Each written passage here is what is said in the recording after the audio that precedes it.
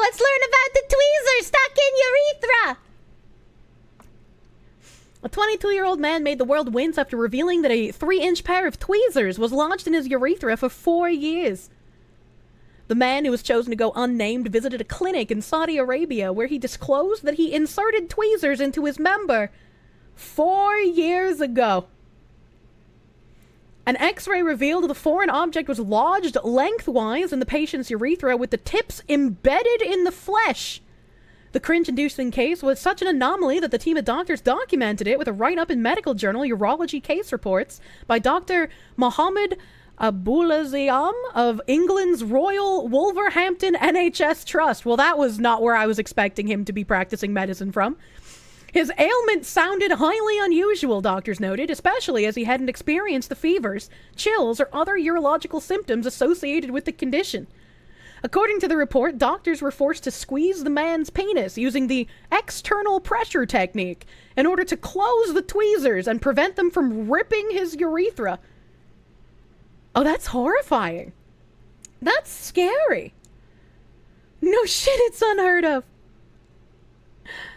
Afterward, they sent the man home with the recommendation. No, he's been a bad boy. He put tweezers in his penis. Afterward, they sent the man home with the recommendation that he undergo a psychiatric evaluation, which he refused. I feel like maybe if you had tweezers stuck in your penis for 4 years, you might want to take them up on that psychiatric evaluation offer, maybe, potentially, probably, as, you know. Recommendation. He probably learned his lesson, to be honest. External pressure technique is just a hand job. I mean, yeah, but they have to write it in a professional way.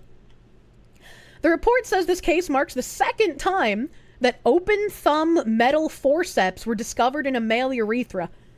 The second time. Chat, you know what that means, right? I need... You're getting a vigorous spanking because you've been a bad girl.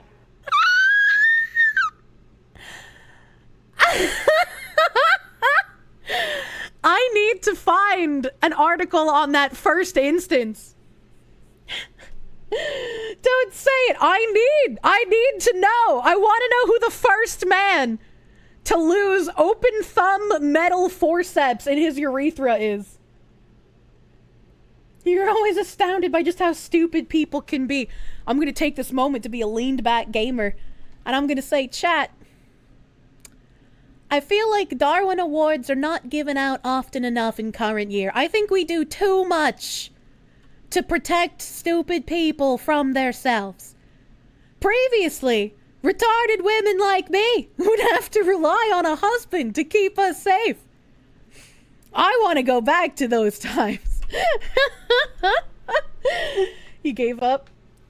No one to listen to sounding? What do you mean? If you had a nickel for every time a man lost a piece of metal in his urethra, I'd have 2 nickels, what isn't a lot, but it's weird it happened 2 times. A second tweezer has entered the urethra! Thank you, Moonshine. Doctors haven't determined why the man intentionally shoved tweezers in his nether regions, although the report explains he could have been engaging in sounding. Because you've been a bad girl. You're a bad girl, Tucker Carlson! The insertion of foreign objects into one's orifices for sexual gratification. The most common reason for self-insertion of a foreign body into the male urethra is for autoerotic and sexual gratification, especially during masturbation, the report reads. Patients often delay medical help, the report explains, due to guilt and embarrassment.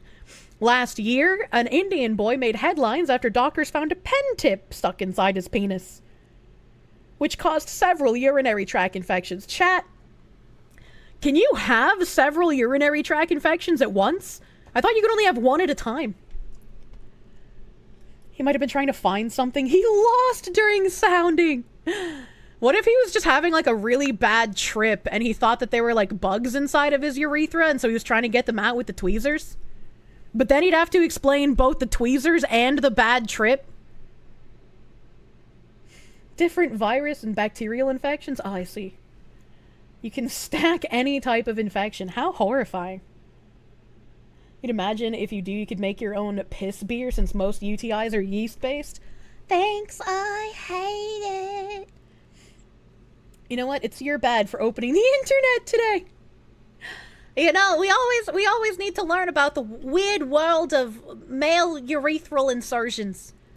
Why do they do this? Why is this a thing? We'll never know. It's impossible to know.